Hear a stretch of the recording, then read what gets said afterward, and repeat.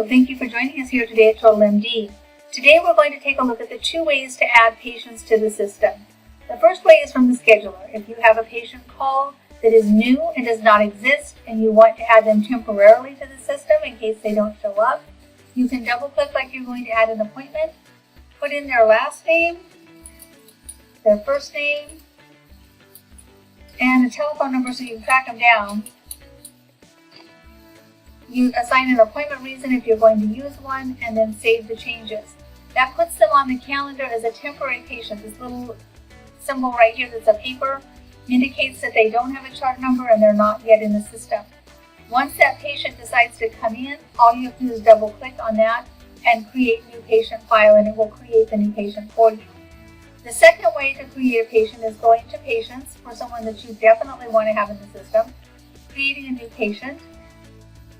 And then these red and yellow fields are either suggested or required. The red ones are required, the yellow ones are suggested. So we're going to go ahead and fill this in. And we're going to put in our street address for this guy.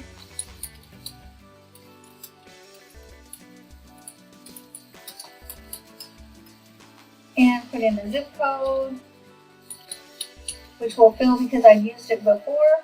We can check the street address to see if it's valid.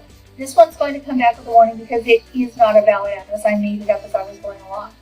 Then you'll want to add the gender to the patient and their date of birth for sure. Type in the 2 digits, 4 digits, and it will populate it for you. Then you'll want to go in and add their insurance information if they're an insurance patient. Add this relationship to subscriber if it's not themselves. Put in the policy number, a group number,